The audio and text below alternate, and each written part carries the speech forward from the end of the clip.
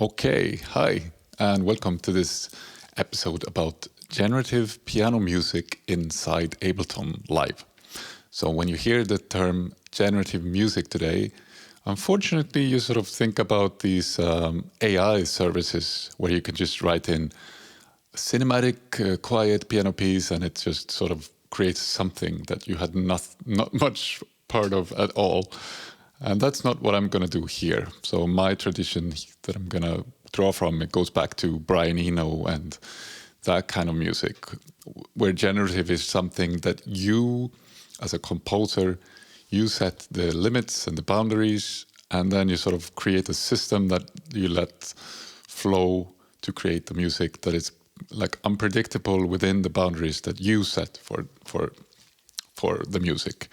So it's very different from the kind of AI generative music services.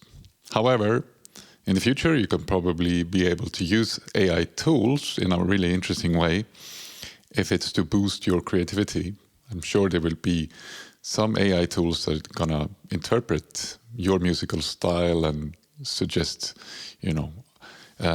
paths forward and stuff that can be like a good assistant. But when it's just like a plagiarism device, I don't want to have much to do with it, to be honest. But so here I'm going to use the Pianoteq 8, which is a lovely, it's not a sampled piano, it's a physical modeling. So it's just, I think it takes up 250 megabytes on my hard drive, but it's got like all these different pianos. I actually bought the Shigeru Kawai extension and then create my own kind of felt piano preset for it. But just having the Pianoteq is a really versatile piano instrument, I would say. I can hear it. I put some compression on it just to kind of make it a bit more audible here on the YouTube, and then the Pro R reverb, both from FabFilter. Really good stuff as well. Here you see something which is a Max4Live device. It's called Not a Chance. You have it here on max4live.com. And then you just, or Note a Chance, it's called actually, Note a Chance. Very witty. And then No Note Repeat. I'm going to use this one as well. So these are for free on max4live.com. And I'm going to use these. But now this is actually not doing anything. But if I would turn this down to 24, it would just play 24% of the notes that I'm playing. And that will be useful in the future here. I'm going to use the arpeggiator. It's basic stuff. So if you can hear, I have it, it's kind of slow, 95 BPM. And in the arpeggiator in Max, or in Ableton, there's a random function here. So if I put the random on,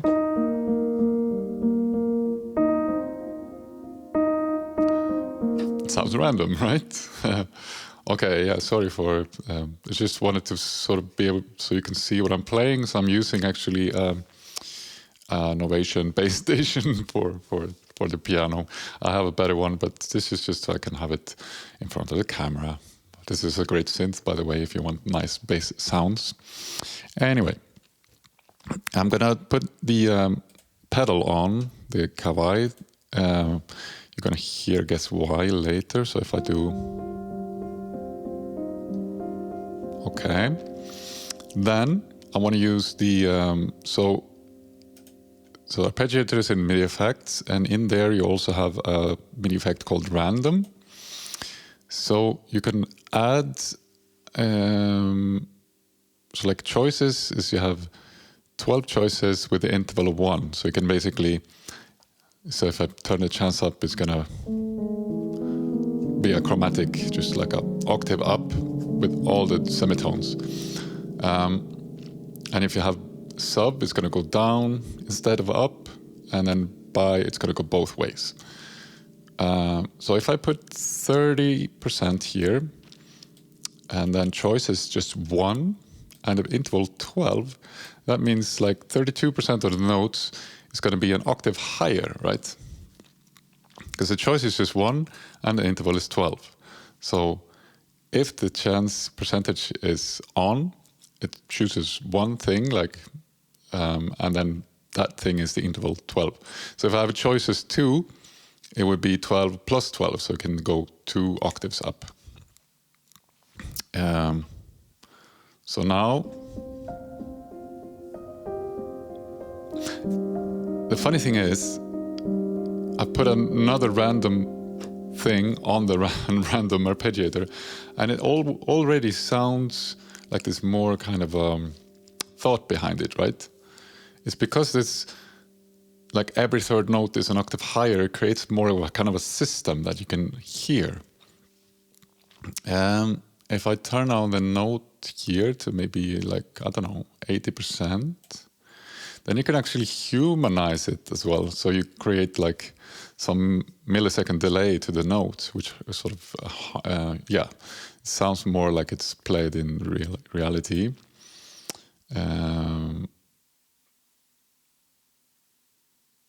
Yeah, this is also for velocity, but I'm going to use another one here for velocity. So it's also a MIDI effects velocity. So all this you can, yeah. So some of these things you can do even though you don't have Max4Live. You can sort of do the velocity, the random, the arpeggiated stuff. So, so if I have random 8, it's going to go, it's going to have like 8 numbers in velocity up or down. And then I can sort of make it so the highest will be 100 velocity or 92 or something. So then we'll get some kind of like, because if I hold down the notes to create the arpeggio, the velocity is going to always be the same that it outputs. So it's fun. It's good to create some variations to that. But then we also have this scale here. So I'm going to put it in the minor scale.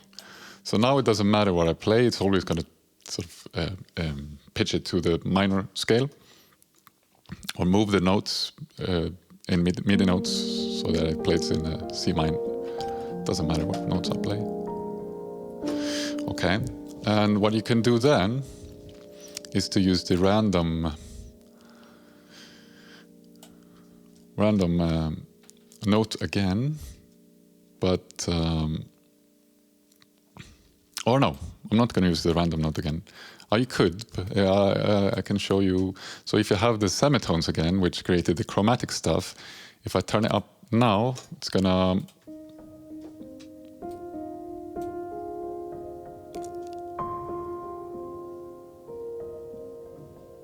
You see that?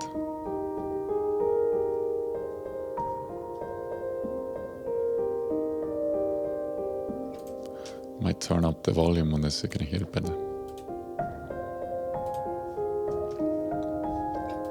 So that's kind of nice, but I'm going to use another one with Max4Live. So if you don't have Max4Live, you can use this random device here. If you have Max4Live, here's the pitch. And so this is just changes every note according to the number you put in the pitch here. So for example,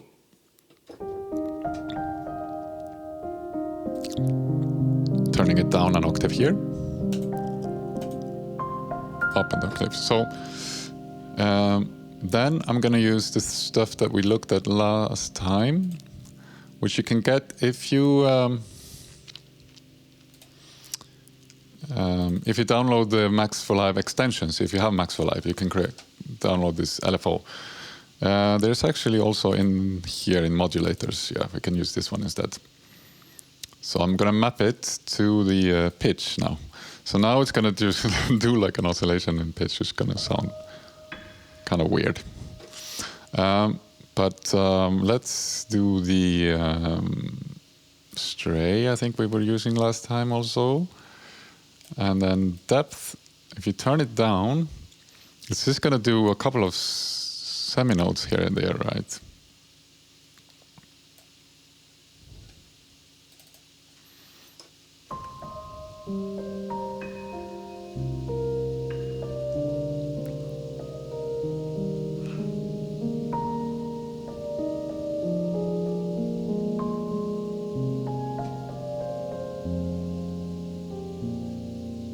Okay.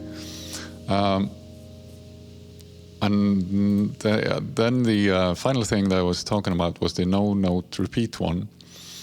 So if you put it here after the minor scale, then if it's playing like two C2s, it's going to filter those ones out for you. So it never repeats notes. I don't know. It depends what you're doing. Like sometimes I think it's kind of nice if you have several of these like generative layers, then it can be nice to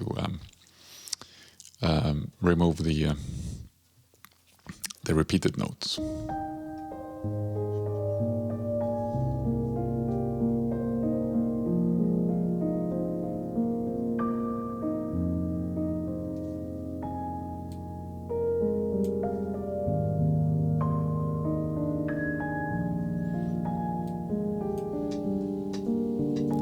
Then I can sort of try to play.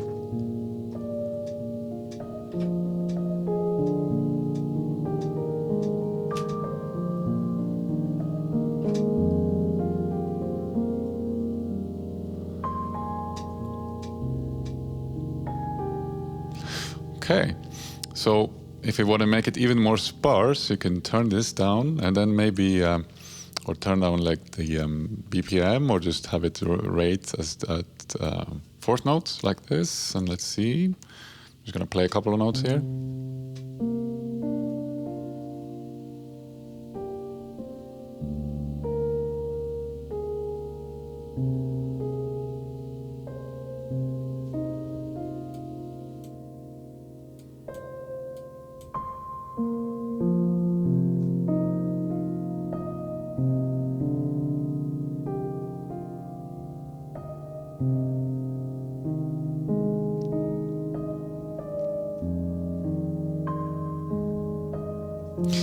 So I think that's quite varied. You know, it sounds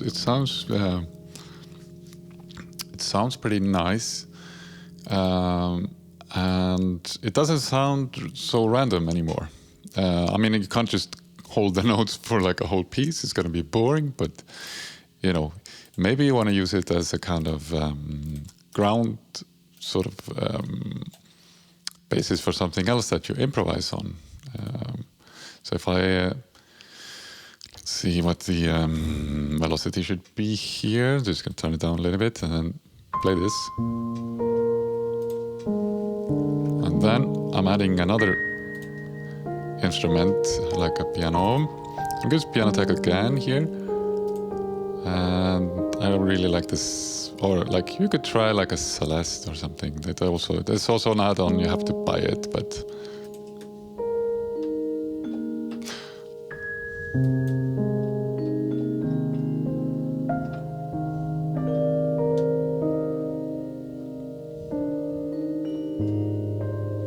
so you're sort of improvising with your own piano creations here. Like, so you have when you're playing to this,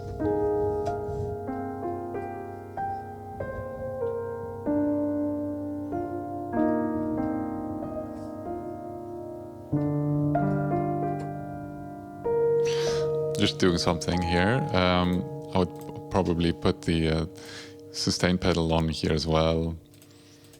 Maybe make it a little bit softer, turn up the volume a bit, and then then I would have like a bigger piano with more octave.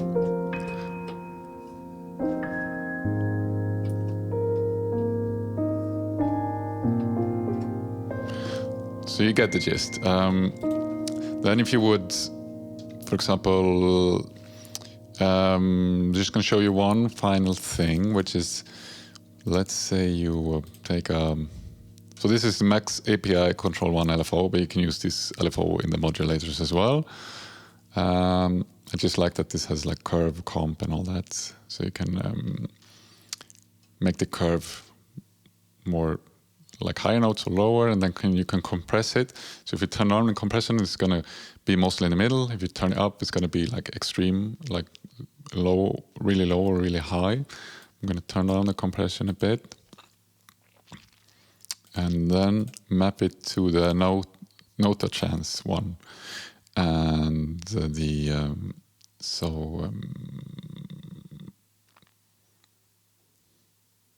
is this a CC? I don't know.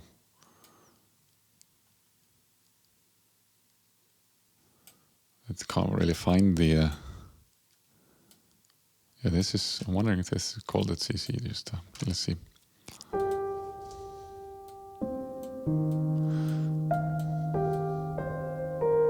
No. All right. Probs. It must be. Yeah. Okay. So then you can see that it sometimes has like more quieter parts. I'm gonna make this maybe a little bit slower.